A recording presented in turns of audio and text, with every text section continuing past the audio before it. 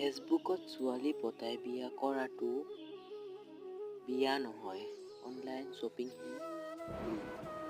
Facebook আৰু WhatsApp চলোৱাৰ নামত যদি চৰকাৰে পুৰস্কাৰ দিয়ে হয়, তেন্তে প্ৰথম পুৰস্কাৰ ময়ে পালো।